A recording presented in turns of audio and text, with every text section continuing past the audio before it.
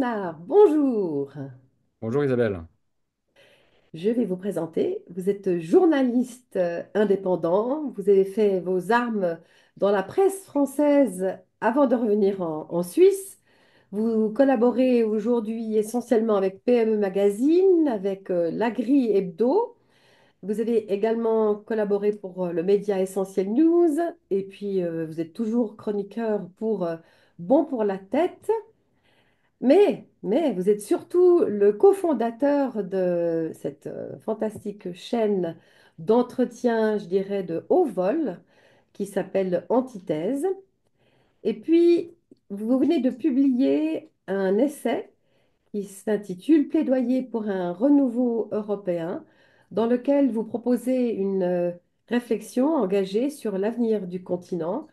Vous mettez en lumière les défis majeurs auxquels l'Europe est confrontée, c'est-à-dire la montée des populismes, la crise migratoire, les fractures économiques et entre États membres, et la perte de confiance des citoyens envers les institutions européennes.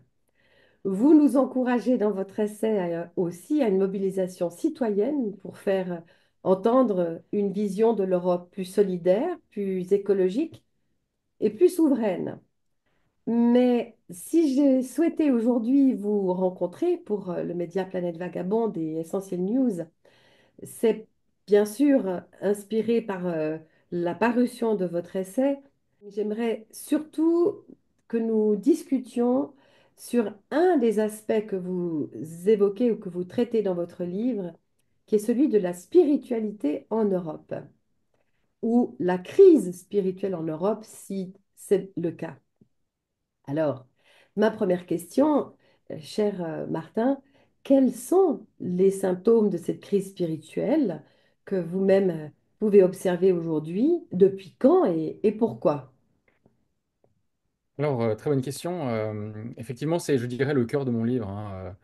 Plus que les questions politiques ou sociétales, c'est vraiment plutôt la réflexion civilisationnelle, un peu géopolitique sur l'état actuel de l'Europe en tant que civilisation, et aussi effectivement la proposition de quelques pistes pour, comment dire, remonter la pente un peu en tant que civilisation.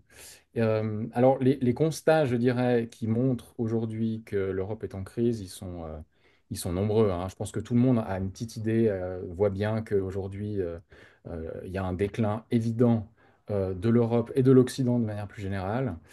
Ça passe par un effritement des institutions traditionnelles, que ce soit l'État, les églises instituées, mais aussi certaines valeurs, voilà, de relations humaines, écologiques, etc. Et je pense que en fait, cette crise remonte, d'ailleurs, n'est pas nouvelle. Cette crise a été bien mise en lumière dès le début du XXe siècle, après le déclenchement de la Première Guerre mondiale. Je pense que ça a été vraiment l'événement majeur qui a signalé aux Européens eux-mêmes que la civilisation européenne était en crise. D'ailleurs, c'est pas pour rien que Oswald Spengler, par exemple, a publié son livre sur les civilisations juste après, en fait, dans les années qui ont suivi cette crise.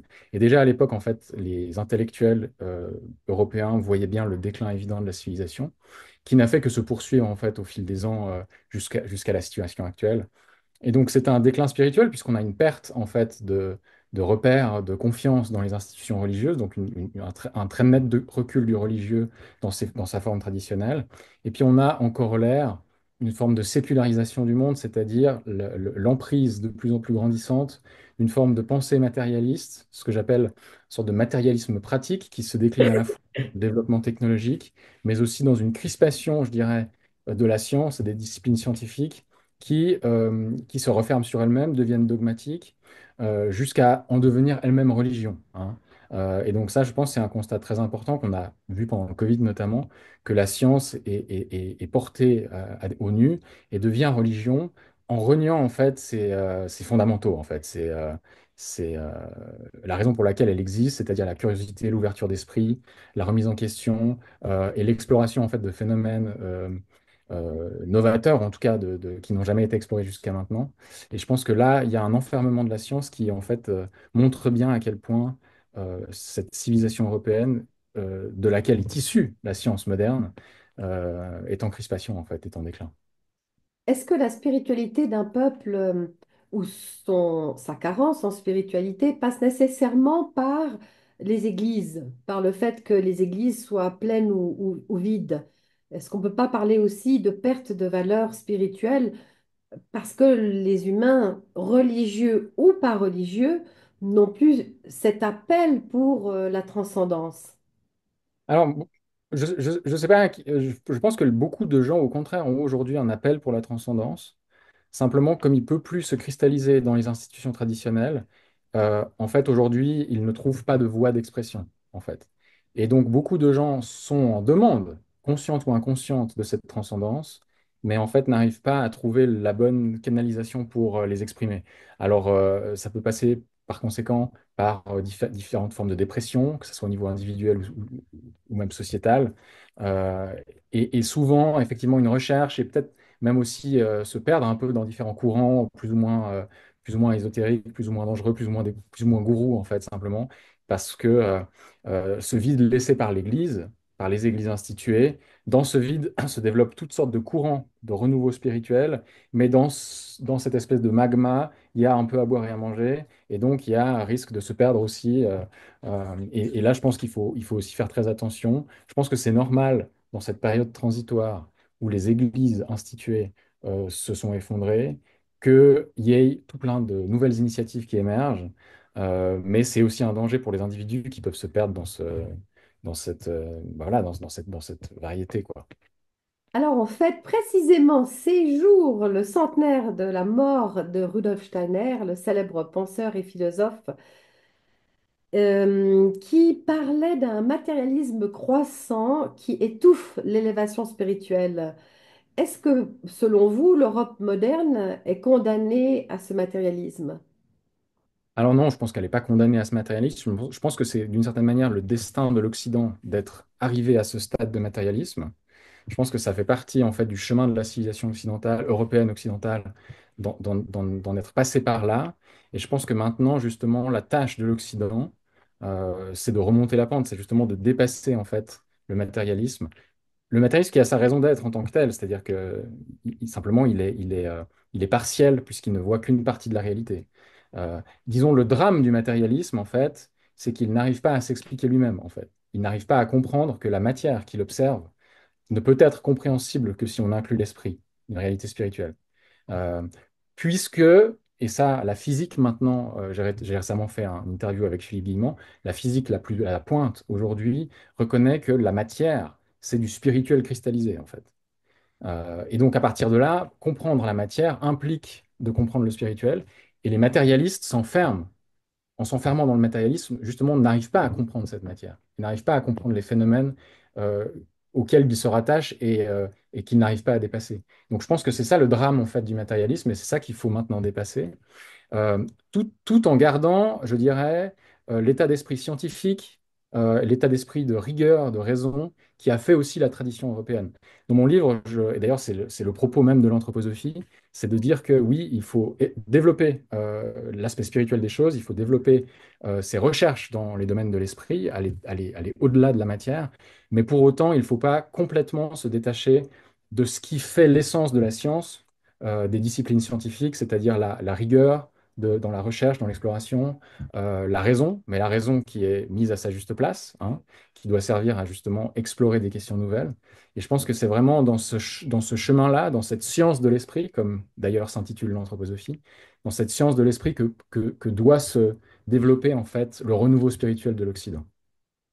J'aimerais juste citer en passant notre chère et regrettée Christiane Singer qui disait elle-même que l'amour était la matière première de la création. Donc on est vraiment précisément au cœur de ce mariage entre l'esprit et la matière. Comment est-ce que cette Europe peut se réconcilier justement au niveau de l'esprit et de la matière sans être dominée par d'autres formes d'idéologie matérialiste? Bah ça, c'est effectivement une question importante. Je pense que les États-Unis, en somme, ont poussé à bout ce que l'Europe a développé comme ferment à partir du XVIe siècle dans la science. Les États-Unis ont réussi, avec aussi leur organisation économique, le néolibéralisme, en fait, ont réussi pousser à bout ce matérialisme pratique qui s'exprime dans les technologies.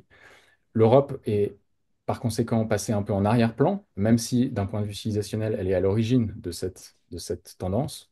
Euh, et je pense qu'aujourd'hui, il y a plusieurs dangers qu'il faut bien identifier. Il y a d'un côté ce côté technophile, technologique à tout prix, ce transhumanisme qui s'exprime, je dirais, dans le transhumanisme.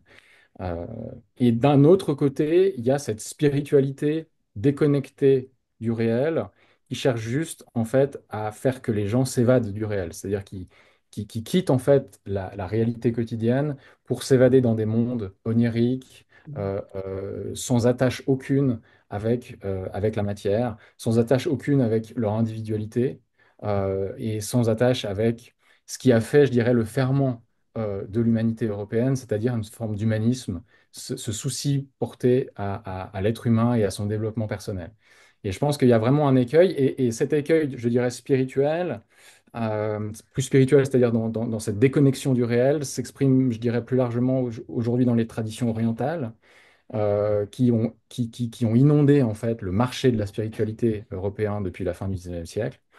Et je pense que alors moi, j'ai rien contre la spiritualité orientale en tant que telle. Je pense que chacun doit faire le chemin qu'il doit faire. Donc, je dirais, je ne suis pas en train de critiquer ces différents courants. Simplement, je pense qu'ils ont en leur sein certains dangers, en fait, qui est de s'évader, en fait, simplement, de s'évader, de perdre pied, quoi. Et je pense que c'est entre ces deux extrêmes, qui est la matérialité extrême, déconnectée du spirituel, et le spirituel rêveur, déconnecté du réel, entre ces deux extrêmes doit se définir en fait une forme de science de l'esprit, justement. Et c'est, je dirais, tout le chemin que doit maintenant emprunter l'Occident. Et il se fait de deux manières. Il se fait en renouvelant la science, c'est-à-dire en ouvrant la science à des nouvelles explorations du réel, puisqu'on a aujourd'hui toute une série de phénomènes que la science traditionnelle matérialiste ne peut expliquer, que ce soit l'expérience de mort imminente, que ce soit la parapsychologie. Enfin, on voit bien le champ d'exploration possible, mais aussi toutes les questions de la conscience, etc. Et de l'autre, je pense qu'il faut retrouver en fait certaines racines de l'héritage européen. Je pense que c'est important. On a dans l'héritage européen la présence du christianisme. Je pense que ce christianisme euh, a encore un rôle à jouer dans l'histoire de l'Europe, et qu'il faut s'y rattacher d'une manière nouvelle, qui soit pas dogmatique et rattachée et affiliée à des églises traditionnelles. Parce que d'une certaine manière, je pense que euh, la volonté, par exemple, de l'Église catholique notamment, de maintenir son emprise sur les âmes à travers un dogme qui est imposé par une Église, une autorité, que ce soit le pape ou les évêques ou les cardinaux, etc. Je pense que ça, en fait, c'est un opposant, ce sont parmi les premiers opposants en fait au christianisme réel. Donc, je pense que là aussi, il y a quelque chose qu'il faut bien prendre en conscience, c'est que les églises, en fait, ne signifie pas christianisme. Le christianisme est plus large que ce que les églises en ont fait. Et il faut se rattacher à ce christianisme ésotérique, je pense, qui en fait est bien plus large et bien plus ouvert à des explorations euh, voilà, du réel plus complexe, quoi. Alors ça, c'est intéressant. Est-ce que vous voulez bien développer pour vous ce que c'est que le christianisme ésotérique? Comment sortir de cette définition de- de- de- du christianisme tel qu'il nous a été transmis, enseigné, même parfois conditionné, endoctriné depuis toujours? Comment élargir cette définition du christianisme selon votre perception et votre cheminement, votre propre cheminement? Je pense que le christianisme, en fait, il est contenu dans les évangiles. C'est la matière première, je dirais, sur laquelle il faut partir, donc de laquelle est parti le christianisme. Ensuite, évidemment, ces évangiles-là ont été déjà choisis, interprétés et institués par l'Église catholique 300 ans après les événements en Palestine. Et donc, en fait, il y a eu une forme de romanisation, c'est-à-dire d'étatisation, de politisation, en fait, du christianisme qui s'est cristallisé dans l'Église catholique. Alors, je ne dis pas que ce n'était pas nécessaire à une certaine époque de procéder ainsi, mais je pense qu'il faut se rattacher. Mais le corollaire de ça, en fait, c'est qu'il y a eu une médiation qui s'est mise en place entre l'être humain et l'expérience directe du spirituel ou du christianisme dans sa forme la plus pure, qui est le message du Christ. Et c'est cette médiation, en fait, qu'il faut aujourd'hui dépasser. Il faut que les dogmes, en fait, cessent de devenir des dogmes, puisqu'un dogme, on ne peut qu'y croire ou y adhérer. Désormais, il faut que l'exploration de ces questions chrétiennes puisse se faire directement par l'être humain en tant que personne. C'était un peu la volonté du protestantisme, d'ailleurs, à ses origines. C'était vraiment de pouvoir qu'il y ait un rapport plus direct entre l'être humain et la connaissance biblique, donc notamment en traduisant la Bible simplement. Mais simplement, effectivement, ensuite, le protestantisme s'est un peu perdu pour des raisons de guerre de religion, s'est un peu perdu dans les méandres de l'Église en voulant encore maintenir un certain type de contrôle. Aujourd'hui, le christianisme ésotérique, justement, explore d'autres types de réalités. Qu'est-ce que le christianisme ésotérique? C'est une vaste question, mais on peut se référer à Paracelse, par exemple, on peut se référer aux auteurs du Moyen Âge qui exploraient en fait les dimensions universelles de l'être humain. C'est cette étude ou cette considération que l'être humain est un microcosme du macrocosme universel. Donc là, il y a, dans ces lois de correspondance, par exemple, il y a tout un domaine d'exploration à mener, évidemment en le modernisant et en explorant ce que ça peut donner aujourd'hui, mais je pense que les nouvelles avancées scientifiques peuvent tout à fait aller dans cette direction. Et, euh, et puis ensuite, il y a toute une série de traditions rosicruciennes, etc., qui explorent ces questions et qui sont encore. Et d'ailleurs, l'anthroposophie elle-même est issue de ces interrogations. C'est-à-dire que dans mon livre, je montre bien qu'il y a une archéologie, c'est-à-dire que l'anthroposophie n'est pas issue comme ça d'une sorte de révélation déconnectée de l'histoire européenne, mais qu'elle est issue justement de l'idéalisme allemand, de Goethe, et ensuite, et avant, de Paracelse et de tous ces penseurs issus de cette tradition ésotérique qui cherchaient en marge des enseignements de l'Église d'explorer comment dire, les interrogations un peu plus complexes qui naissent en fait de simplement le fait d'être un être humain, quoi, les questions profondes sur la vie, quoi. Alors justement, du Moyen Âge à nos jours, de nombreuses écoles spirituelles ont traversé l'Europe, telles que le catharisme, vous évoquiez les Rose-Croix, les Templiers. Quel mouvement vous semble avoir le plus marqué l'histoire de notre continent et lequel est encore actif aujourd'hui ou qu'est-ce qu'il reste finalement de ces traces de ces communautés, de ces savoirs ésotériques anciens, libérés de la notion dogmatique finalement qui est propre au catholicisme? Alors, bon, effectivement, il y a encore des Templiers, il y a encore des cathares, enfin, en tout cas des gens qui se rattachent à cette tradition. Il y a encore des loges rosicruciennes aujourd'hui qui existent. Bon, je ne sais pas jusqu'à quel point elles sont vraiment rattachées au rosicrucianisme des origines, ça j'ai quelques doutes. Mais en même temps, voilà, j'ai jamais vraiment fait partie de ces loges, donc je laisserai ouvert cette question. Mais je pense clairement que justement je dirais que le courant Rose-Croix, je pense, est le plus moderne dans le sens où il a conduit directement à l'anthroposophie, qui est pour moi l'expression la plus moderne et la plus modernisée en fait de cette spiritualité chrétienne qui avait cours en fait au Moyen Âge sous une certaine forme. Et l'anthroposophie en fait, elle est clairement née. C'est pas non plus simplement une ramification unique de ce courant, mais elle s'est cristallisée à ce moment-là comment dire, en modernisant les enseignements de l'école Rose-Croix et surtout en la rattachant à la tradition scientifique, en proposant un chemin de développement spirituel très clair et très bien balisé.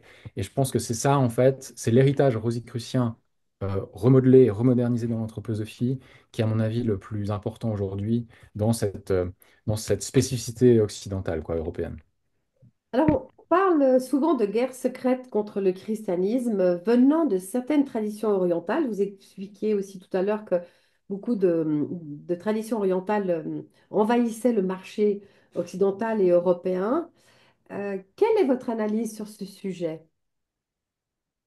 Alors bon, il est clair que à partir de la Révolution française, un certain nombre de loges franc-maçonnes ont fortement œuvré contre l'Ancien Régime, c'est-à-dire l'emprise de l'Église sur la société. Donc ça, je pense, c'est le premier aspect, et ça, je pense, c'est très bien documenté historiquement. C'est-à-dire que les francs-maçons ont essayé de pousser la République en luttant contre, je dirais, l'emprise conservatrice de l'Église catholique. Et ça a pris en fait plus d'un siècle finalement avant que l'Église catholique décide de lâcher prise en fait par rapport à ces traditions et à l'Ancien Régime. Il a fallu Vatican II concrètement pour qu'elle cesse de lutter par rapport à ça et de vouloir se rattacher à cette tradition. Alors aujourd'hui, évidemment, on a encore énormément de gens qui sont réactionnaires et qui veulent revenir à cette période idéalisée hein, de l'Ancien Régime. Mais je pense que ça, c'est le premier élément. Je pense que la franc-maçonnerie a poussé la sécularisation de la société. Euh, Ensuite, alors pour ce qui est des courants orientaux, à mon avis, c'est plus diffus, c'est plus difficile de parler de loge. Je pense qu'effectivement, alors il y a des écrits qui parlent de ça. Moi, j'ai pas non plus une connaissance absolument poussée là-dessus. Je pense que c'est difficile de l'établir avec certitude. Effectivement, on parle des jésuites, on parle de certaines loges orientales. C'est des influences occultes, c'est comme ça qu'elles sont décrites, et de fait, comme elles sont occultes, elles sont difficiles à mettre en lumière. Donc je pense qu'à un moment donné, il faut aussi maintenir une certaine raison dans l'étude de ces phénomènes-là. Je pense que c'est assez clair il y a des courants orientaux qui ont essayé de s'immiscer à partir du XIXe siècle dans la civilisation européenne. Ils l'ont fait de diverses manières. Après, caractériser ça de manière très claire et très précise, je pourrais malheureusement pas le faire. Je suis pas en mesure de le faire, quoi. Mais en tout cas, c'est un chemin, comment dire, c'est un champ de recherche intéressant qui devrait être, à mon avis, plus exploré, comme l'a été celle de la franc-maçonnerie d'ailleurs par rapport à la fin de l'Ancien Régime, quoi. Sur la mainmise des jésuites sur la franc-maçonnerie elle-même, dans la domination des esprits européens, vous avez envie de partager quelque chose ou pas? J'ai pas d'éléments personnellement très concrets permettant de l'attester. Je sais que certains en parlent. Mhm. Moi, personnellement, j'ai pas fait de recherche très poussée sur ce sujet-là. Et je ne pourrais pas attester personnellement qu'il y a une emprise des jésuites sur la franc-maçonnerie. Peut-être au moment de la Révolution française, il y avait certainement, puisque les jésuites sont de fait le bras armé de l'Église catholique pour pousser en fait, enfin, pour lutter contre la réforme. Concrètement, c'est pour ça qu'ils ont été instaurés. C'est vraiment pour faire la contre-réforme. Mhm. Euh, Ensuite, évidemment, c'est un peu contre-intuitif de penser que les jésuites dirige les francs-maçons, alors même que en fait, la franc-maçonnerie tirait à l'opposé de l'Église catholique. Donc à partir de là, moi, je peux pas, je sais que certains parlent de ça, mais je peux pas en dire beaucoup plus personnellement Ouais. à ce sujet. Alors, certains auteurs, dont Prokofiev, qui s'est spécialisé aussi sur la philosophie de Rudolf Steiner, ou l'initié québécois Bernard de Montréal, affirmaient que des forces adverses, des forces évolutives et des forces involutives cherchaient à empêcher l'évolution spirituelle de l'humanité. Pour vous, d'abord, est-ce que vous partagez cet avis? Quelles sont ces forces qui s'opposent et qui contrecarrent l'évolution de conscience de l'homme? Et percevez-vous aujourd'hui des obstacles similaires en Europe? Mhm. Oui, je pense que ces forces, effectivement. Bon, Rudolf Steiner parle de deux forces adverses, effectivement, qui s'opposent au sein de l'être humain. Il y a d'un côté la force luciférienne et de l'autre la force arimanienne, qui est en même temps, qui est en même temps agissante dans la société, puis en même temps agissante à l'intérieur de chaque être humain. Moi, je pense que ces forces-là, effectivement, alors, il faut les prendre, les noms, le nom qu'on leur donne, peu importe, d'une certaine manière. Steiner se rattachait à certaines traditions. Ahriman, c'était l'esprit de la matière et du mal dans la Perse antique. Lucifer, le mal dans le christianisme. Donc en fait, il a rattaché ses forces finalement à des noms historiques, quoi. Mais en tant que tel, peu importe le nom qu'on leur donne. Par contre, on peut, je pense, les ressentir. C'est intéressant d'essayer de les ressentir en notre propre personne et dans la société. Ce que je disais auparavant, avec la tendance au matérialisme très fort et à la spiritualité rêveuse, en fait, à mon avis, c'est l'incarnation de ces deux courants, de ces deux Donc, forces. donc la spiritualité rêveuse, c'est Lucifer, C'est ça. et Le le matérialisme matérialisme très excessif, dur, c'est destructeur, Ahriman. jusqu'à la guerre, c'est C'est ça. Ariane. Mhm. C'est ça. Et puis ensuite, évidemment, il y a tout plein d'autres ramifications, d'incarnations de ces différents courants. Je pense que c'est une question de recherche intéressante. En fait, c'est simplement de se dire, OK, posons-nous la question, est-ce que ces forces existent? Comment elles pourraient interagir avec nous? Et finalement, comment en faire sens dans notre existence? Ça me paraît, disons, un axe de recherche intéressant pour quelqu'un qui s'intéresse à la spiritualité. Euh, et, euh, Est-ce que vous pouvez donner des exemples pour vous, justement, en tout cas dans le contexte européen, d'une actualité où cette force luciférienne est à l'œuvre et ouais. Je pense que la la force. force arimanienne? Deux exemples qui Ouais, nous ouais, bien permettent sûr, de bien sûr. comprendre les pièges finalement qui nous sont tendus et comment les éviter. Je pense qu'un des dangers, par exemple, de l'élément luciférien, entre guillemets, c'est la tendance aux dissensions partisanes. Ça se montrait très fort dès la fin du XIXe siècle avec la création des partis politiques qui se faisaient la guerre. Aujourd'hui, on le retrouve avec la tendance actuelle dans nos sociétés à créer des petites chapelles qui s'opposent les unes aux autres. On a d'un côté les tenants des courants transgenres ou que certains appellent woke, mais en tout cas, ces mouvements qui veulent voilà, mener une certaine forme de réforme de la société en s'opposant en fait euh, à certaines valeurs traditionnelles, quitte à vouloir les combattre contre elles, enfin en tout cas lutter contre leur existence. Et puis ça, je pense que, enfin voilà, c'est la création de l'impossibilité en fait de discuter entre nous, de débattre, d'avoir une discussion rationnelle. En fait, ça, je pense que c'est vraiment ce qu'on pourrait appeler une des incarnations ou des émanations de ce courant luciférien, qui cherche en fait l'individualisme absolu, déconnecté du réel, c'est-à-dire qui part dans des rêveries et finalement dans comment dire, dans des idéologies très abstraites qui n'ont plus prise sur le réel et qui par conséquent euh, peuvent justifier toutes sortes de délires idéologiques et qui peuvent expliquer aussi que certaines personnes n'arrivent simplement pas à voir ce qui se passe devant elles, quoi. Quand on leur montre un fait, elles n'arrivent pas à le prendre en compte simplement parce qu'elles sont enfermées dans une forme d'idéologie intérieure, personnelle, qui les coupe en fait de cette analyse du réel, mais aussi de la discussion avec l'autre. Voilà, alors tout devient très agressif, très passionnel, et ça, à mon avis, c'est une des émanations de ce courant luciférien. Le matérialisme, c'est l'inverse, c'est que c'est quelque chose qui va rigidifier. Bah, pour moi, c'est incarné par la science, la technique, je dirais la technologie à outrance, en fait, qui nous enserre de toutes parts. Et aussi cette impossibilité à imaginer que l'être humain, finalement, puisse être autre chose qu'un amas cellulaire duquel est issue la conscience, quoi. Donc je pense que ça, c'est la chose la plus concrète. Par exemple, il y a aussi des correspondances dans les maladies qui sont formulées. Il y a d'un côté le cancer qui serait quelque chose de plus arimanien et la folie ou la démence qui serait quelque chose de plus luciférien. Voilà, alors ça, c'est des pistes d'exploration évidemment, puisque c'est des choses qui dites comme ça paraissent un peu folles. Mais en tout cas, à mon avis, c'est des hypothèses intéressantes si on veut explorer ces questions-là.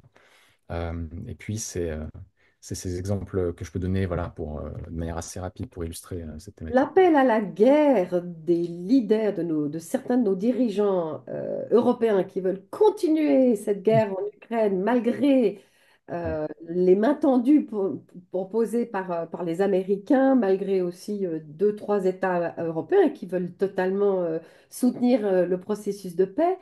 Cet appel à la guerre des Anglais, des Français, enfin en tout cas de leurs dirigeants, est-ce qu'il est luciférien ou arimanien? Est-ce qu'il est dans l'excès de matérialisme ou l'excès d'idéologie? Moi, je pense que c'est un peu les deux en l'occurrence. Je pense que là, Et il de faut mon une alliance des capitaine. deux. Bah, parce que d'un côté, on a effectivement cette incapacité à voir le réel, hein. Quand on écoute Macron parler il y a quelques jours, on se rend bien compte qu'il n'arrive pas à percevoir le réel, qu'il est enfermé euh, Mm. finalement dans son idéologie. Alors j'appelle ça idéologie, mais en fait dans son état d'esprit en fait. Et je suis sûr qu'en soi, il est très sincère par rapport à ce qu'il pense. C'est que simplement, il ne voit pas certaines choses que d'autres voient. Donc ça, ce serait un aspect. Puis de l'autre, il y a effectivement tous les aspects économiques qui viennent derrière. Tous les aspects de développement de ce commerce, de ce business, de tout ça qui serait plutôt arimanien dans son essence. Et puis évidemment, de toutes les questions D'ailleurs, c'est ce qui anime Trump avant tout, hein, c'est faire des affaires. Je pense que là, on est dans quelque chose qui est plus proche de la tendance au matérialisme que, que celle des pensées un peu déconnectées du réel qui, clairement, sont visibles hein, au sein des élites européennes. Je pense que là, c'est un constat très clair, c'est que les dirigeants européens, la plupart en tout cas, surtout en Occident, l'Europe occidentale, sont déconnectés du réel, c'est-à-dire n'arrivent plus à percevoir qu'est-ce qui se passe concrètement sur le terrain, quoi. Quelle est la réalité des gens, qu'est-ce qui se passe en Ukraine, qu'est-ce qui se passe avec le Covid. Enfin, il y a une déconnexion absolue qui fait que pour des gens qui simplement ont réalisé ça, ça paraît absurde tellement c'est bête, quoi. Tellement ils n'arrivent pas à voir la réalité. Et je pense que là, on est vraiment dans quelque chose d'assez fort psychologiquement et qui peut s'expliquer d'ailleurs à plein de niveaux différents, hein. Je pense on peut l'expliquer autant à un niveau psychologique un peu plus basique qu'à un niveau spirituel, en invoquant ces grandes forces qui nous habitent et nous traversent, quoi. Alors, à notre modeste niveau, nos autres citoyens européens, comment trouver ce point d'équilibre à l'intérieur de soi pour justement ne pas aller nourrir l'égrégore matérialiste, ultra-matérialiste qui nous pousse à la guerre, ou nourrir l'égrégore ultra-idéaliste, éthérique, qui nous pousse à une déconnexion du réel. Ce juste milieu, lequel est-il concrètement? Comment trouver le bon réglage? Hmm. Bon, ça, je pense que c'est aussi une recherche un peu individuelle, hein. Je pense qu'il n'y a pas vraiment de recette miracle. Je pense que chacun doit identifier ces deux extrêmes en soi et essayer de trouver l'équilibre, en fait. Je pense que c'est ça l'enjeu pour chacun. Ensuite, quand on prend, par exemple, les questions spirituelles, je pense qu'il faut essayer de les ancrer le plus possible dans la réalité dans laquelle on vit.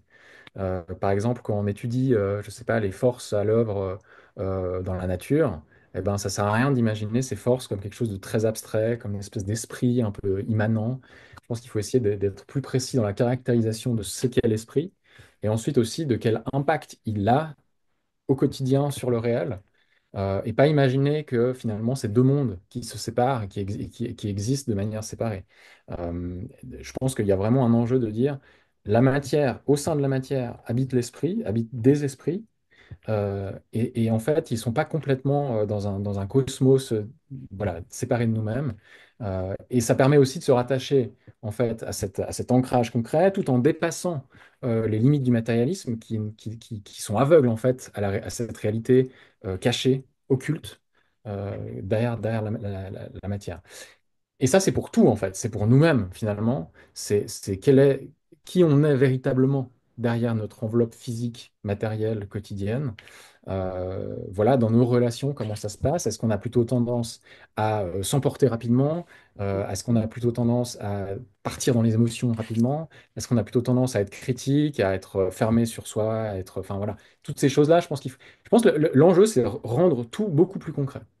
Mhm. Parce qu'une fois qu'on rend les choses concrètes, qu'on essaie d'observer le réel tel qu'il est, euh, tout en étant ouvert au fait que derrière la matière se cache un autre monde, en fait, là, je pense qu'on est sur un chemin qui permet de garder les pieds sur terre tout en ouvrant des perspectives nouvelles. Et Ah, ensuite, à chacun de le décliner selon sa vie, selon ses expériences et son histoire. si je ne me trompe pas, Rudolf Steiner, pour revenir à lui, on profite un peu, c'est son anniversaire, enfin l'anniversaire de sa mort. Oui, d'ailleurs, je précise, Oui. si vous permettez, pour mentionner que j'ai été mandaté et je co-organise trois événements qui auront lieu le 29 mars, le 12 avril et le 3 mai à la Maison du Peuple à Lausanne autour de ce centenaire, avec la première soirée qui sera dédiée en fait à plutôt un des aspects biographiques autour de la vie de Steiner, de son œuvre, etc., où il y aura notamment Ernst Zürcher qui sera présent. La deuxième soirée sera plus consacrée à la question du social, de l'accompagnement des personnes handicapées, ou en tout cas en besoin, je dirais, de structures sociales, éducatives. Et puis la troisième soirée sera plus liée à la spiritualité, à l'anthroposophie spirituelle, c'est-à-dire comment, en fait, l'anthroposophie, au sein des différentes spiritualités qui existent aujourd'hui, peut encore avoir un point de vue novateur et pertinent. La deuxième soirée, il y aura Alexandre Julien qui va apporter son point de vue, notamment, parmi d'autres. Et la troisième soirée, il y aura Jacques Besson aussi, qui, en tant que spécialiste des différents courants spirituels, pourra interagir avec un ancien membre du comité directeur de la Société anthroposophique universelle. Donc je pense que voilà, c'est des soirées qui seront assez intéressantes parce qu'ouvertes à tout type de sensibilité. Ce ne sera pas juste des anthroposophes, ce sera aussi des gens de la société civile qui ont exploré les questions connexes, quoi. Voilà. On Donc, veut s'inscrire à ces événements, à qui on s'adresse? peut s'inscrire, effectivement. Peut-être que vous pourriez mettre le lien en Oui, description. je mettrai le lien en Il y a des description. billetteries en ligne. Voilà, donc effectivement, tout le monde peut s'inscrire. C'est d'ailleurs recommandé de s'inscrire à l'avance, quoi. Même si les billets seront en vente aussi le soir même, quoi. Eh bien, moi, je vais en profiter dans la foulée, cher Martin, d'annoncer aussi les propres événements de Planète Positive en lien avec ses forces involutives et évolutives et la philosophie steinérienne, puisqu'on a le plaisir de recevoir Marie-Pascale Rémy, qui est une auteure et conférencière spécialiste de Rudolf Steiner, le 20 mars pour une conférence intitulée Au nom du bien. Et puis le 22 et le 23 mars, elle va donner deux ateliers. Le premier sur Lucifer et Ariman précisément, éclairer notre époque à la lumière de la vérité. Et puis le dimanche suivant, donc le thème, le dimanche 23 mars, c'est une journée sur Lilith, Ève et Marie, un voyage intérieur à la rencontre des archétypes féminins. Et puis Et enfin, après, ça sera tout pour la séquence publicité. Il y a également Maurice Le Guérani qui viendra donner une conférence sur la vie de Rudolf Steiner à Aubonne. Tous ces événements ont lieu en Suisse. C'est une conférence et un échange sur la vie de Rudolf Steiner le 11 avril. Revenons à l'Europe. La sécularisation de l'Europe, justement, a affaibli clairement la religion chrétienne.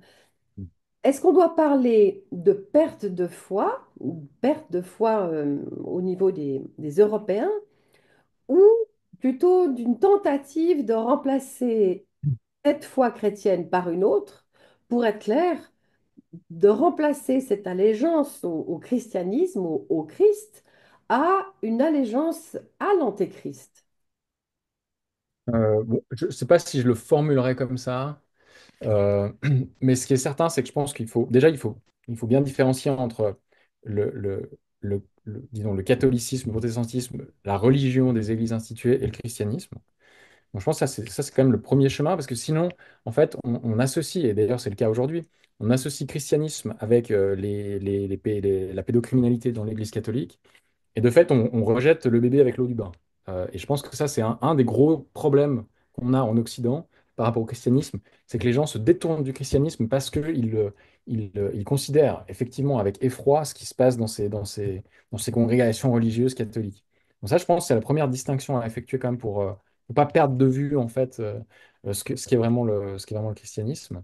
Et puis ensuite, en Occident, en fait, c'est un mouvement historique qui a fait que il fallait d'une certaine manière quitter le giron de l'Église, s'émanciper du dogme des Églises instituées.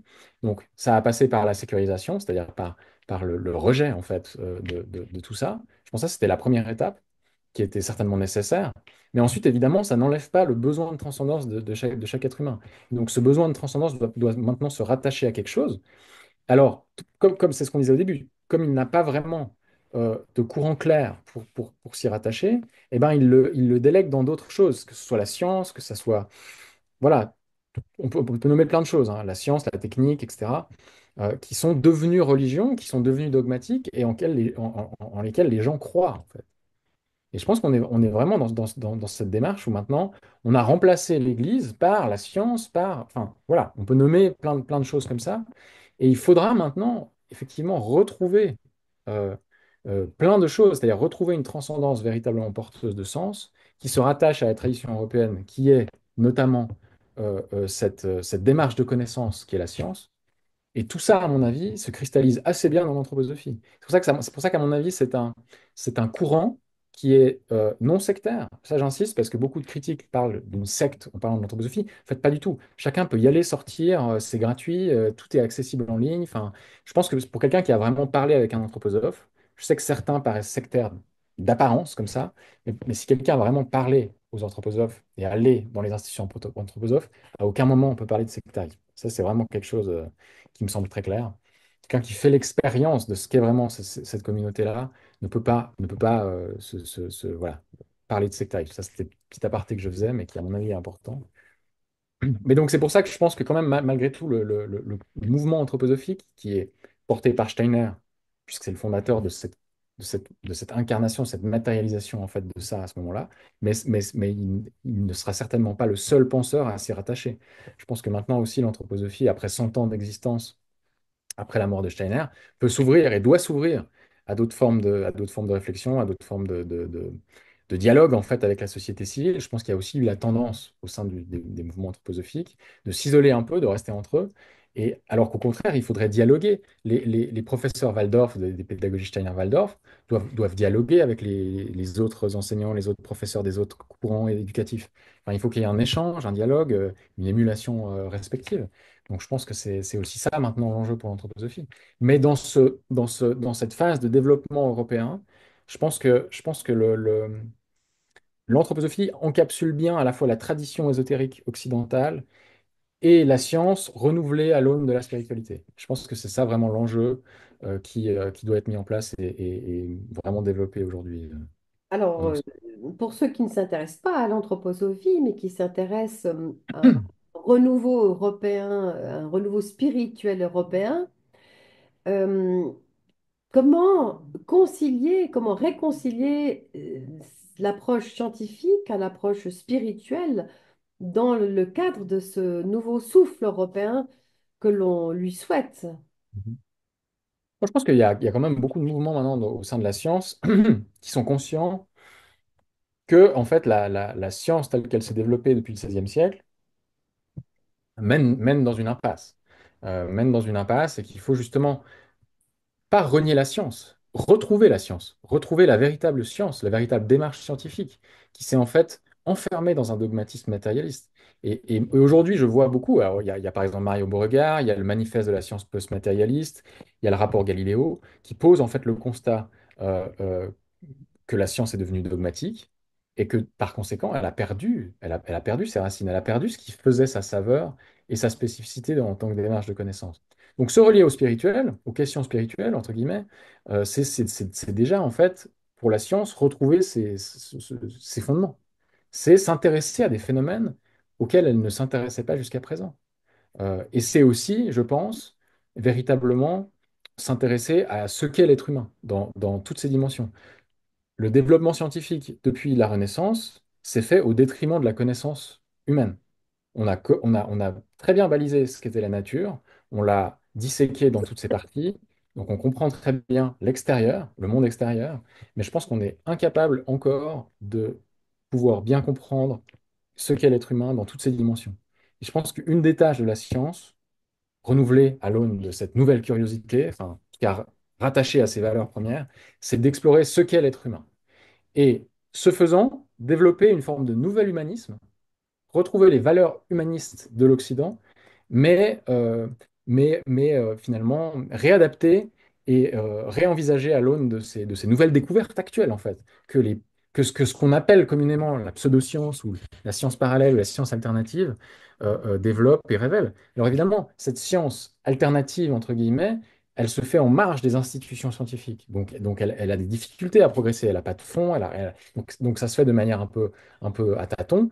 Et effectivement, il y a des essais-erreurs, il y a des choses qui sont plus ou moins sérieuses, etc. Mais ça, c'est parce que c'est le début de ces développements, en fait. On est à l'orée, à l'aube d'une révolution scientifique et qui permettra d'englober toutes ces nouvelles découvertes, le psy, la parapsychologie, etc. Et qui, je pense, à terme, doivent permettre de mieux comprendre qui on est en tant qu'être humain. Ça, je pense que c'est véritablement l'enjeu, et ça permet aussi de se rattacher à la tradition européenne, qui est ce souci porté au développement de l'âme humaine et de la personne humaine. Alors évidemment, cet humanisme-là a pris une tendance de conquête du monde. Ça a été les Lumières, ça a été cette conquête de la nature par la science matérialiste. Donc cet humanisme se rattache en partie à ça. Donc ça, c'est un aspect plus terrestre, matériel. Mais on a l'autre humanisme qui est un peu oublié, mais c'est cet humanisme philosophique qui voulait simplement élever l'être humain, le pousser plus loin, le dépasser de ses limites matérielles pour qu'il puisse se réaliser enfin, réaliser son plein potentiel. Et je pense que c'est ça l'enjeu aujourd'hui pour l'Europe. Qui a dit, Martin Bernard, qui a dit science sans conscience n'est que ruine de l'âme? Rabelais. Bravo! Est-ce que vous pourriez nous donner une forme de cartographie par État-nation européen d'une valeur, d'une signature spirituelle par culture, qui peuvent jouer un rôle dans ce renouveau européen? Je peux clarifier ce que j'entends par Europe, parce que ça, c'est un point important. Parce qu'effectivement, souvent, les gens se disent l'Europe, c'est quoi? Ça n'existe pas, puisqu'en fait, c'est simplement une collection d'États-nations qui ont des intérêts divergents, qui ont une histoire divergente, etc. Et malgré tout, je maintiens qu'il y a une civilisation européenne. Et pourquoi je maintiens ça? Parce que c'est une question d'émergence, en fait. C'est-à-dire qu'on a, au plus fondamental, on a l'être humain, ensuite on a la famille, ensuite on a le village, ensuite on a les collectivités territoriales qui s'élèvent comme ça, on a ensuite l'État, la structuration étatique qui s'est faite alors, dans l'idée autour d'une population, autour d'une ethnie, mais en fait, c'est jamais très clair, puisque au sein d'un État-nation, il y a toujours plusieurs nations, c'est-à-dire plusieurs peuples différents qui cohabitent. Mais malgré tout, il y a cette structure nationale qui a développé ses spécificités propres, ses spécificités culturelles enfin, particulières. Par exemple, en France, c'est le cartésianisme qui est très fort. C'est cette raison de Descartes qui a façonné en fait l'esprit français. Mais pas que, voilà, c'est un des aspects. Mais chaque peuple européen a en fait ses spécificités culturelles qui en fait s'agrègent à un niveau supérieur et le plus haut, je dirais, en tout cas à ce champ perceptif, c'est la civilisation européenne. Et ça, c'est quelque chose qu'aujourd'hui on a oublié. Au XIXe siècle, c'était très évident pour les gens qu'il existait une civilisation européenne. Alors, une civilisation, donc pas au sens matériel, hein. Alors, il y a évidemment des marqueurs matériels qu'on reconnaît partout dans tous les peuples, dans tous les États européens, mais c'est avant tout une identité culturelle, une identité spirituelle qui se rattache au christianisme, Mhm. notamment et qui, en fait, fait sens et fait, comment dire, cohésion dans l'ensemble des spécificités culturelles européennes. C'est pour ça que, par exemple, on se sentira beaucoup plus proche d'un Hongrois que d'un Chinois, même si on est français, espagnol, italien. Parce qu'on a, malgré nos spécificités culturelles italiennes, française, espagnole, on a cette espèce de substrat civilisationnel européen qui fera que ben, on se sent plus proche d'un Hongrois, d'un Polonais, voire même d'un Russe, d'un Latino, d'un Africain, etc. Et ça, c'est dire cela, ce n'est pas être faire œuvre de supériorité culturelle. C'est simplement se dire il y a des, comme ça, des zones civilisationnelles qui ont été d'ailleurs très bien définies par certains auteurs, comme Spengler, j'en parlais, euh, et qui, en fait, alors évoluent elles aussi, hein, c'est intéressant, c'est des périodes de temps beaucoup plus longues, mais qui évoluent elles aussi et qui sont dynamisées, en fait, par ce qui se passe au sein des États-nations, au sein des différentes populations. Donc ça, à mon avis, c'est quelque chose qu'il faut bien clarifier parce que quand on parle de civilisation, les souverainistes, par exemple, vont dire, mais tu racontes n'importe quoi, la civilisation, ça n'existe pas, il n'y a que les populations qui ont leurs États, etc. Oui, mais civilisation, en fait, inclut tout ça. Est-ce que cette nouvelle civilisation européenne ne passerait pas par un retour à la souveraineté culturelle de chaque pays avec fierté, plutôt que de chercher à s'uniformiser, à nous égaliser au nom du One Planet, One Earth, au nom d'un idéal collectif qui efface finalement toutes les différences? Non, je suis d'accord, effectivement. Je pense que justement la civilisation européenne, ou en tout cas le niveau civilisationnel, comment dire, se nourrit des différences culturelles du niveau inférieur, du niveau qui arrive en dessous. Parce que là, je parle de la théorie de l'émergence, hein. La théorie de l'émergence, c'est vraiment, on a un niveau fondamental qui a ses propres lois, et de ce niveau-là émerge un niveau supérieur qui fonctionne selon ses propres lois, mais qui, pour exister, a besoin du niveau inférieur. Il est irréductible au niveau inférieur, mais il a besoin de ce niveau-là. Et donc, si on nivelle les cultures nationales, si on nivelle les spécificités culturelles propres de chaque population, en fait, on impacte directement le niveau civilisationnel au-dessus. Et donc c'est ça, en fait, l'enjeu. C'est-à-dire que il faut, pour qu'il y ait civilisation, il faut qu'il y ait chaque population, chaque culture puisse exprimer ses propres élans culturels Ah, propres. c'est Et ça. je pense que ça, et effectivement, niveler tout ça, en fait, c'est aboutir à une forme de déclin civilisationnel absolu. Et je pense que c'est ce qu'on voit aujourd'hui.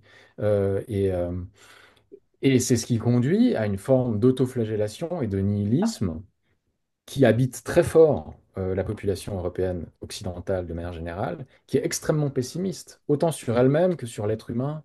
Et tout ça, c'est lié en fait. C'est lié à ce déclin civilisationnel général. Et ce qui est regrettable, c'est que ce désir des peuples de revenir à leurs fondamentaux, à leurs racines, à leur culture, souvent est perçu par leurs détracteurs par une forme de nationalisme ou un retour à l'extrême droite, alors qu'on peut plutôt parler de patriotisme, à la différence du nationalisme. Le nationalisme rejette la différence, donc s'affirme dans sa spécificité culturelle, mais par l'exclusion de l'autre, alors que le patriotisme est fier de ses racines et de sa culture en intégrant la différence, en acceptant la différence de l'autre.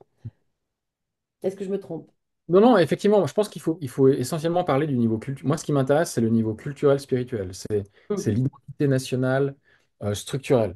Et ça, c'est à mon avis beaucoup plus profond et beaucoup plus fondamental que les institutions étatiques ou l'organisation sociétale qui s'est greffée autour de ça. Évidemment, cette organisation, historiquement, est issue de des traditions populaires, mais en fait, pas tant que ça, puisqu'en fait, les États-nations, le modèle de l'État-nation, en fait, est américain. Le modèle de l'État-nation, c'est Woodrow Wilson, en 1914, 17, pardon, qui sort ces 14 points. Programme de paix, en fait, ces 14 points, qui est ensuite imposé aux États européens. Et dans ces 14 points, il y a la volonté, en fait, pour chaque nation d'être souveraine, d'être autonome. euh, Au sein d'un État-nation, enfin de créer une sorte de structure nationale qui regroupe la nation. Le problème, c'est que ça, c'est un grand danger, parce que un État ne peut pas recouper une seule nation. C'est impossible. On le voit d'ailleurs en Israël-Palestine. On ne peut pas avoir un territoire, un État avec une seule ethnie. Parce qu'il y a toujours des minorités, et le problème, c'est que si on vend ce modèle de l'État-nation, eh ben, on se retrouve avec la nation principale, la nation majoritaire, qui veut éliminer toutes les minorités au prétexte que, en fait, elles n'ont rien à faire sur son territoire. Et ça a été le drame de l'Europe depuis 1918-19. C'est cette volonté, c'est ce nationalisme justement qui n'a rien à faire avec le souverainisme ou le patriotisme. C'est ce nationalisme qui veut à tout prix un État, abriter un peuple au sein d'un État, en mettant de côté en fait toutes les autres ethnies et populations qui habitent au sein de ce territoire. En fait, c'est pas du tout ça le modèle. Le modèle, c'est que chaque existence culturelle puisse s'exprimer selon ses propres ressorts, volontés, et puisse dialoguer avec les autres. Donc ça n'a aucune forme, ça n'a pas besoin d'être politisé en fait, ça n'a pas besoin de s'inscrire dans des relations économiques. C'est des échanges culturels d'ailleurs qui se font très naturellement si c'est pas politisé et si c'est pas récupéré par des États pour se faire la guerre. Donc, donc, euh, donc je pense qu'il y a différents niveaux d'analyse possibles hein, dans ces relations entre les États. Déjà, le nationalisme en soi, effectivement, c'est un concept assez récent, finalement. Euh, avant 1918, en fait, l'idée de l'État-nation était très floue. Il y avait plus des empires. Ces empires regroupaient différentes nations, civilisations non, mais plutôt cultures qui pouvaient coexister. C'était d'ailleurs souvent bien plus riche, en fait, que ce qu'on a maintenant. Et ensuite, évidemment, l'idéal politique de certains peuples, en Allemagne avec le nazisme, etc., a voulu s'imposer par rapport aux autres. Mais ça ça n'avait rien d'un élan culturel propre, en fait, à l'Allemagne. C'était en fait une volonté économico-politique de s'imposer par rapport aux autres. Donc je pense qu'il faut bien distinguer dans toutes ces différentes intrications et faire attention parce que il peut y avoir aussi une tendance dans certains mouvements à vouloir revenir à une forme de nationalisme du passé qui était bien souvent pas si sain que cela, quoi. Donc je pense que je pense que c'est plus complexe que simplement c'était mieux avant. Il faut revenir à une forme de nationalisme, puisque ce nationalisme a de fait quand même conduit à deux guerres mondiales. C'est une évidence. Peut-on imaginer une nouvelle forme de christianisme européen qui intégrerait les anciennes sagesses, pardon, tout en restant fidèle à son essence? Alors, bien sûr, je pense que de toute façon, l'idée n'est pas du tout d'exclure qui que ce soit de quelque endroit que ce soit. Je pense qu'il faut effectivement qu'il y ait un dialogue. Il faut que les religions, les cultures se comprennent.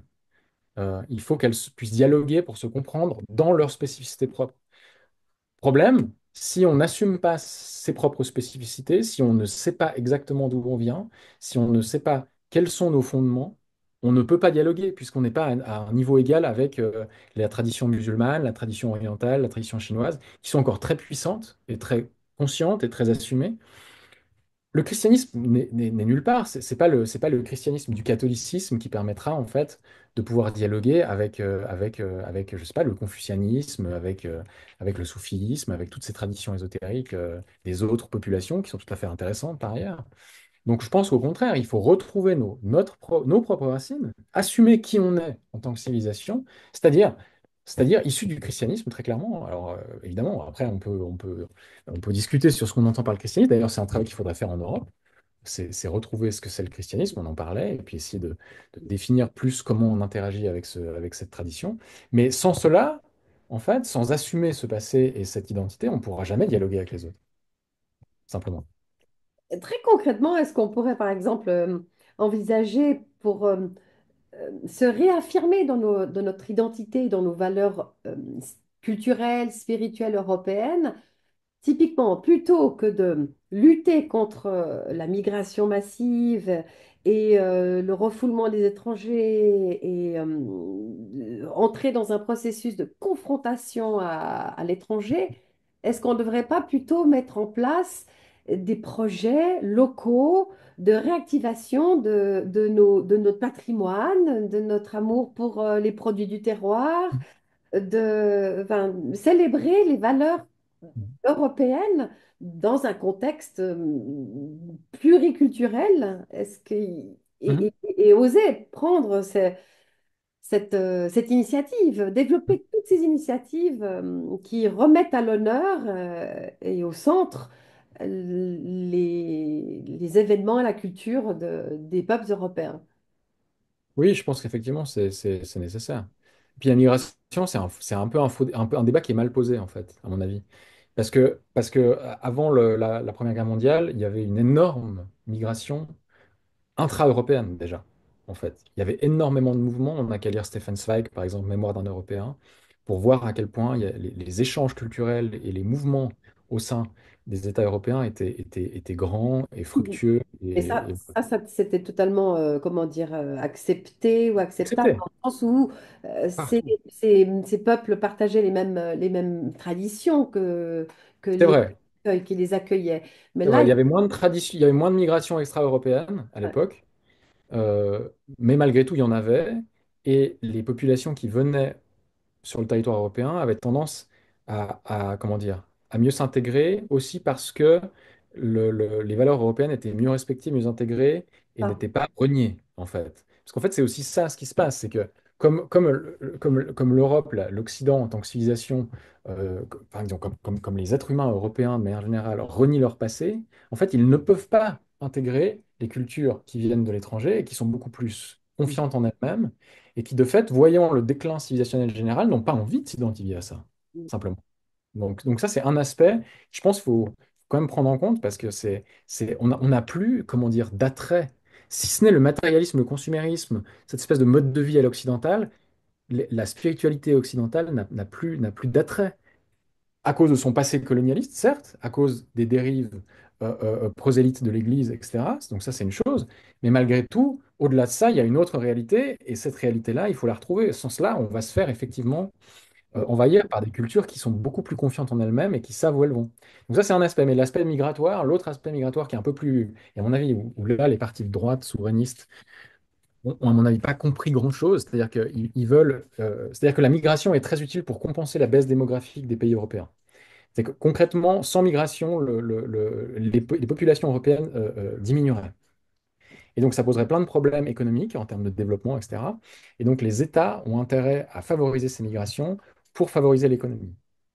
Donc, ça, c'est un point très important dont ne parlent pas les partis de droite, notamment, parce que eux, ils disent non, non, on veut plus d'immigration. Par contre, on ne touche pas au système économique. Or, pas toucher au système économique et spatial migration, c'est assurément décliné économiquement. Et donc ça, c'est un discours plus intéressant, dont parle Emmanuel Todd, par exemple. En tant que démographe, ethnologue, c'est plus intéressant parce qu'on se rend compte, par exemple, qu'en Allemagne, sans la migration massive allemande, en Allemagne, eh bien, il n'y aurait simplement pas ce miracle économique allemand, bon, qui est mal en point actuellement depuis l'Ukraine notamment, mais en tout cas, cette puissance, cette vigueur industrielle de l'Allemagne ne pourrait exister sans la migration. Donc, il y a aussi là des choses à un petit peu aplanir et un petit et peu, c'est beaucoup plus complexe comment que ce qu'on. rassurer tous ceux justement qui se sentent menacés par cette invasion d'une culture étrangère dans laquelle ils ne se reconnaissent plus, au point où on n'ose même plus mettre un crucifix sur le mur d'une école, on n'ose même plus sortir son petit drapeau suisse ou monter son drapeau valaisan dans son jardin. Là, il y a quand même quelque chose à réajuster, non? Oui, mais alors moi je dirais que bien souvent, c'est pas les migrants qui nous demandent d'enlever les croix, c'est pas les cultures qui sont là qui nous demandent c'est nous qui n'assumons plus d'avoir des croix et des crucifix Voilà, c'est ce et que nos je traditions. Donc à un moment donné, il faut aussi remettre. Alors certes, il y a des mouvances dis. extrémistes, musulmanes ou autres, qui revendiquent, mais en fait pas du tout. Je pense que les musulmans nous respecteraient beaucoup plus si on assumait notre passé chrétien. Absolument. quelles sont vos propositions, vos solutions pour qu'on puisse se réapproprier de cette fierté européenne et qui passe par la fierté d'être nationale finalement? Mhm. Bah, ça, c'est aussi des questions très complexes, hein, parce que je pense que là, il n'y a pas une solution particulière qu'on puisse imposer. Il n'y a pas de programme particulier à mettre en place. Mais ça demande déjà de reprendre confiance en qui on est, en Mhm. tant qu'Européen, en tant que Français, Italien, Allemand, mais aussi en tant qu'Européen. Reprendre confiance dans nos racines en disant oui, certes, notre passé, il a certaines. Voilà, il est ce qu'il est avec ses fautes, ses hontes, ses noirceurs. Mais en même temps, on n'est pas, c'est pas réductible à ça et qu'on peut maintenant, nous ne sommes plus nos grands-parents, c'est pas nous qui sommes responsables de tout cela. Et donc, nous pouvons réinvestir en fait cette identité européenne, bah, je sais pas, en recréant effectivement des festivals, des événements marquants qui puissent unifier différentes cultures pour retrouver un certain sens commun en fait d'être européen. Les échanges culturels, universitaires, etc., ça en fait partie aussi. Euh, il y a ces espèces de... il y a les jumelages, par exemple, de certains villages entre deux pays. Ça, c'est intéressant aussi parce qu'il y a des échanges, du coup, entre ces villages, des échanges culturels. Ça, c'est quelque chose d'intéressant aussi. Je pense qu'effectivement, au niveau local, il y a des choses très intéressantes à faire pour réinvestir le terroir européen, les produits européens, etc. Le danger, toujours, c'est de vouloir revenir à ce qui se faisait dans le passé. Ça, à mon avis, c'est une erreur. Il faut, au contraire, se dire, OK, on avait ces valeurs européennes, certaines peuvent être encore porteuses, donc il faut les réinvestir, tu vois, reprendre en fait en main ces valeurs-là et finalement les porter plus loin, innover aussi avec elles. Euh, Parce que je pense qu'une des graves erreurs, c'est de se dire, OK, on va réappliquer ce qui se faisait au 19e siècle ou dans l'Ancien Régime. Ça peut pas marcher. Je veux dire, il faut vraiment Mais ça passera. Ça ne peut se faire que si on est apaisé avec notre passé. C'est la même chose au niveau individuel. Je veux dire, si on a des blessures profondes liées à notre passé, il faut d'abord les blesser, il faut d'abord les guérir. Il faut d'abord identifier exactement qui on est et pourquoi on est passé là, pour ensuite être fructueux dans l'avenir, aller plus loin en tant qu'être humain, quoi. C'est la même chose au niveau des peuples, en fait. Je pense qu'il y a une analogie là qui peut se faire très, très facilement. Et je pense que c'est aussi fondamental de distinguer les peuples européens de la communauté européenne et de ses Exact. dirigeants. Parce que c'est vrai que maintenant, les gens sont de plus en plus allergiques à ce renouveau européen parce qu'ils l'associent Exact. à cette politique mortifère et médiocre et de nos dirigeants européens, enfin en tout cas de la communauté européenne. Non, mais je pense que là, bah, disons, après, il faut simplement faire la différence. C'est-à-dire, c'est que de la même manière que le christianisme ne se réduit pas au catholicisme, au protestantisme, l'Europe ne se réduit pas à l'Union européenne. Enfin, ça me semble la distinction première à effectuer. L'Union européenne, c'est une construction récente, qui a une histoire, qui a voilà, une philosophie particulière, une idéologie qui va dans une certaine direction. C'est une des constructions européennes qui a existé. Il y en a eu d'autres avant. Il y a l'Europe de Charlemagne, il y a l'Europe de Napoléon, enfin, il y a plein d'Europes, de tentatives de construction européenne différentes. On pourra imaginer d'autres constructions européennes. Je veux dire, l'Union européenne, c'est un moment euh, de l'histoire européenne qui vaut ce qui vaut. Voilà, je pense qu'il est critiquable à bien des égards, mais en aucun cas, il faut réduire l'Europe à ça, évidemment. Mais est-ce que du coup, ce renouveau européen peut passer, selon toi, par la suppression de la communauté européenne et de cette institution qui nous représente si mal? Peut-être qu'il faudra passer par là, ouais, effectivement. Moi, je pense que j'ai pas beaucoup d'espoir dans l'Union européenne, dans sa construction actuelle. Je pense qu'elle ne peut mener à pas grand-chose de bon. Puisqu'elle est en fait structurellement prévue pour déjà pousser certains intérêts économiques, géopolitiques, euh, Et qu'elle est... elle trahit nos valeurs de solidarité, de paix, d'humanisme, qui, comme tu dis, qui ont fait notre spécificité depuis si longtemps. Mhm. Bien sûr. Et surtout, c'est une tentative de recréer un niveau supranational, en fait, une forme d'État-nation qui gomme en fait les spécificités culturelles nationales et qui, de fait, n'arrive pas à rassembler. Et je pense qu'il ne faut pas un projet économique, il faut un projet humain, culturel, qui puisse rassembler les différents peuples européens. Alors justement, selon vous, quels sont les penseurs contemporains qui proposent des solutions crédibles à la crise spirituelle européenne et à ce renouveau européen? Hmm. Bon, il y en a un que je cite dans mon livre longuement à la fin, s'appelle Abdelnour Bida.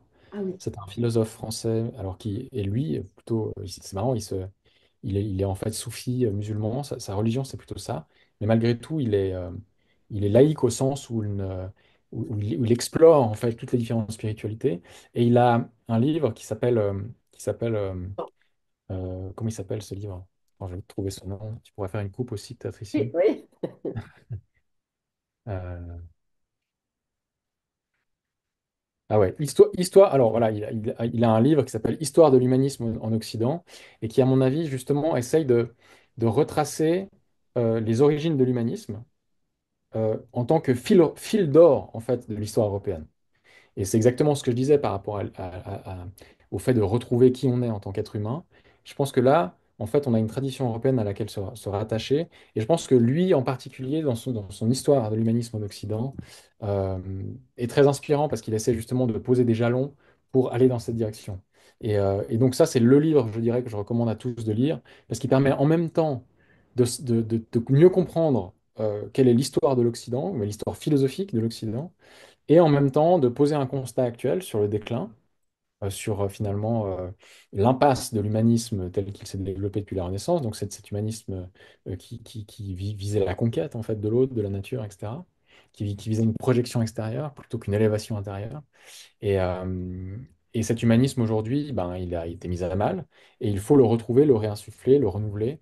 Et ça passera effectivement aussi par retrouver la confiance en qui on est en tant que en tant qu'Européen, alors d'abord au niveau national, évidemment, en tant que Suisse, Français, etc.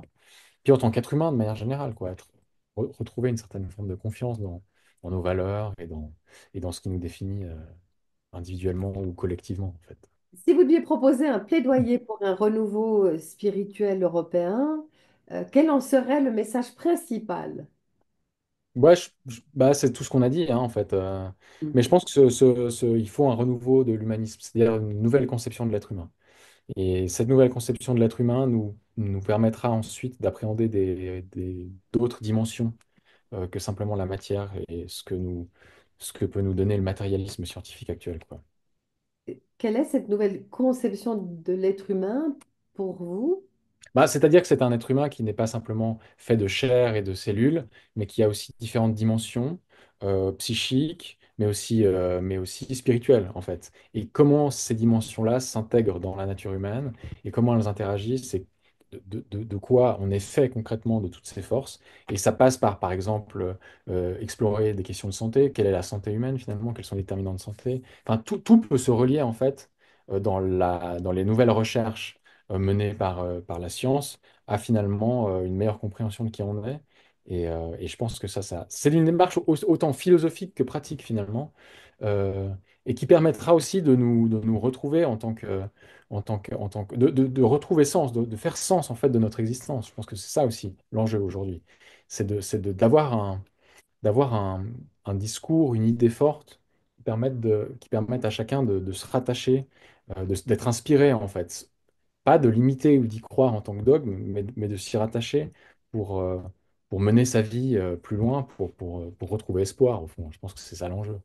Alors, Rudolf Steiner disait également que l'Europe était un enjeu fondamental dans le devenir spirituel de l'homme, que l'Europe serait le berceau de cette nouvelle humanité consciente qui aura jeté une passerelle entre l'esprit et la matière, qui aura jeté des ponts entre l'amour et la liberté.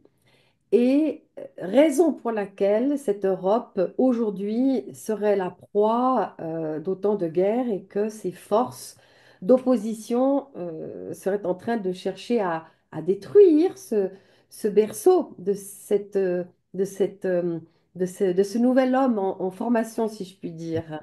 Il y a très clairement, depuis 14-18, une perte de souveraineté européenne, enfin des pays européens, des États européens, par rapport notamment aux États-Unis. Donc ça, c'est le premier niveau, je dirais, qui fait que ben, il y a comment dire, un envahissement de la culture matérielle américaine, surtout depuis la Deuxième Guerre mondiale d'ailleurs. Donc on a, disons, un mode de vie très matérialiste, consumériste qui s'est installé en Europe du fait de cette prédominance américaine politique, géopolitique, économique. Donc je dirais que là, déjà, il y a un premier enjeu, c'est de retrouver une forme d'équilibre, je dirais, entre, avec cette espèce d'oncle Sam, cette espèce de projection européenne, hein, qui aujourd'hui nous revient en retour de manière très forte. Euh, donc ça, c'est le premier niveau, je dirais, essayer de naviguer et de s'autonomiser par rapport aux États-Unis. Ça ne veut pas dire qu'il faut couper les ponts, hein, mais de s'autonomiser. Et puis ensuite, effectivement, c'est ce qu'on disait, pour moi, c'est ça, c'est-à-dire se rattacher à la tradition européenne, mais qui donc est essentiellement un des points forts de développement récent de l'Occident, c'est la science, en fait. Je pense qu'il faut vraiment, là, on a un problème dans l'appréhension qu'on a, dans la démarche de connaissance qu'on a. Parce que finalement, ce que nous a donné la science, c'est une certaine démarche de connaissance, c'est une certaine façon d'envisager la compréhension de l'univers et de nous-mêmes, en fait. Et c'est cette démarche-là qui aujourd'hui est en crise.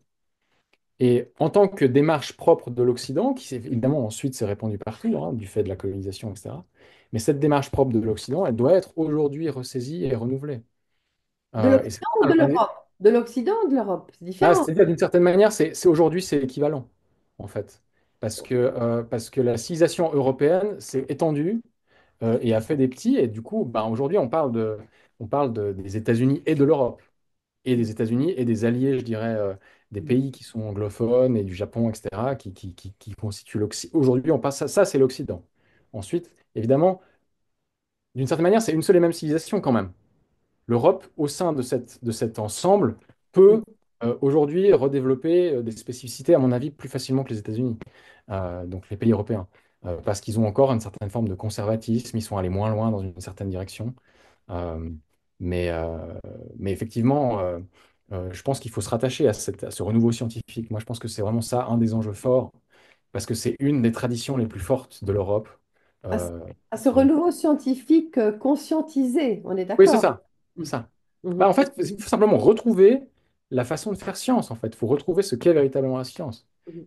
Donc, je pense que c'est très important. Et en faisant ça, on va ouvrir les champs d'exploration à des domaines complètement inexplorés, à des domaines spirituels, etc. Et le danger, c'est de toujours maintenir la séparation entre les deux, en fait. Ça, je pense que c'est un point important aussi. C'est de dire, la tradition européenne, c'est de dire, il y a la science d'un côté qui permet de connaître le monde, et il y a la religion de l'autre qui permet, mais qui est du domaine de la croyance, qui permet d'appréhender toutes les autres questions de la vie.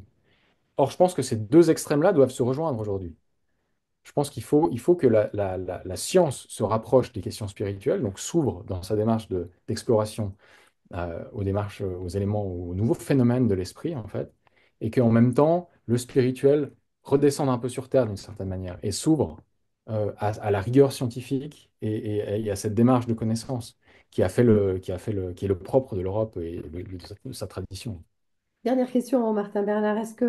Donnez-nous quelques raisons d'espérer que cette Europe va se réhabiliter à ses yeux, va montrer le chemin de la grandeur en l'homme. Donnez-nous des raisons d'espérer. Bon, je ne sais pas si je suis là pour donner des raisons d'espérer, hein. Je pense que chacun doit les trouver. Je sais pas, je pense qu'il faut. C'est un travail individuel. Moi, je pense que ce serait dangereux de dire il y a un chemin particulier à suivre. Non, Il mais y quels sont a. les signes qui vous permettent de penser que l'Europe va se reconquérir? Ou bien il y en a Ah, plus. en fait, Il y en il a y a plus. déjà, je pense, c'est ce qu'on disait, c'est que la science s'ouvre à de nouveaux phénomènes. Il y a tout un courant scientifique. Il y a de plus en plus de scientifiques qui sont dans tous les domaines d'ailleurs, qui se disent que en fait, la science maintenant telle qu'elle se pratique dans leur discipline arrive à une impasse. Donc ça, c'est très encourageant. Je veux dire, il y a quand même une ouverture qui est évidemment avec des tentatives de censure et de voilà et de fermer en fait et d'étouffer tout ça. Mais en fait, malgré tout, tout ça se développe. Donc ça, c'est positif. Je pense que c'est une des sources d'espoir, si on peut en trouver une. De l'autre, c'est finalement aussi le développement de tout un courant, tout plein de courants spirituels différents qui émergent. En fait, ça n'existait pas il y a 100 ans. Je veux dire, si on allait dans une bibliothèque à la fin du 19e siècle, le rayon spiritualité n'existait pas, quoi. Donc il y a aussi là, d'une certaine manière, euh, une certaine émergence d'un renouveau, de plein de tentatives de renouveler avec le spirituel avec le danger, comme je disais au début, de s'y perdre, parce que pour l'instant, c'est un peu exploratoire. Et donc, on a effectivement des dangers non négligeables pour les individus voilà, de suivre un gourou qui veut simplement vendre des produits ou vendre une recette. Donc c'est pour ça que ces deux extrêmes-là, la science et les mouvements spirituels, doivent se rejoindre, ils doivent se féconder mutuellement. Et c'est ça, on parle de faire un dialogue au fond. C'est ce qui manque aujourd'hui, c'est de renouer des dialogues entre les disciplines, entre les individus. Euh, et euh, et d'un côté, on a le scientifique qui regarde avec dédain tous ces mouvements spirituels New Age, et certainement avec raison d'une certaine manière. Et de l'autre, on a une certaine frange de ces courants New Age qui veulent absolument pas entendre parler de science ou qui parle de science d'une manière très peu rigoureuse et très peu pertinente pour un scientifique. Et donc là, je pense qu'il faut qu'il y ait rencontre et dialogue entre ces différents pôles, en fait. Et ça, je pense que c'est un véritable enjeu. Mais ça se fait. Je vois des choses qui se font dans ce domaine. Et Oui, je pense que ça, c'est source d'espoir aussi pour les gens. Ouais. très bien. Nous sommes l'un comme l'autre au service de cet homme en grand, avec un grand H. Merci beaucoup, cher Martin Bernard. À Merci bientôt. Isabelle. Merci, à Merci. bientôt.